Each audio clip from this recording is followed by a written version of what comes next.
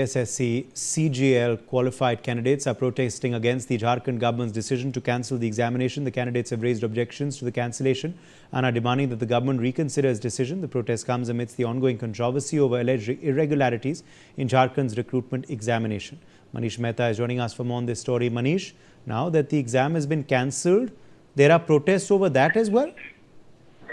देखिए तकरीबन 2500 के करीब जो है जो एसएससी सीजीएल सहित तमाम जो परीक्षाओं से जो चयनित होकर के अभ्यर्थी जो है झारखंड सरकार के अलग अलग डिपार्टमेंट्स में नौकरी कर रहे थे, तो सरकार के एक नोटिफिकेशन के बाद क्योंकि छात्र लगातार इन परीक्षाओं को स्थगित करने की मांग कर रहे थे और चीफ मिनिस्टर ने भी कहा कि सीआईडी जांच में इस बात के तथ्य सामने आए हैं कि बड़े पैमाने पर धांधली हुई है, तो ऐसे में कैबिनेट की बैठक कॉल करके उन परीक्षाओं को रद्द कर दिया गया, जिसमें से 22 परीक्षाओं को रद्द किया गया है और 23 परीक्षाओं पर सीआईडी जांच के आदेश दे दिए गए हैं और उसके बाद उन 23 परीक्षाओं पर भी सरकार फैसला लेगी। फिलहाल रांची के प्रोजेक्ट भवन के बाहर जो है जो जिन लोगों की नौकरी गई है, जो एसओ थे या फिर अलग अलग डिपार्टमेंट्स में काम कर रहे थे अलग अलग पदों पर, वो तमाम लोग लगातार पिछले 2 दिनों से वहां पर प्रदर्शन कर रहे हैं। आज भी उनका प्रदर्शन जारी है और वो एक ही बात कह रहे हैं कि हमने अलग अलग भारत सरकार के भी अलग अलग एजेंसियों में हमारी नौकरियां थी, हम वहां से नौकरी को छोड़ करके आए।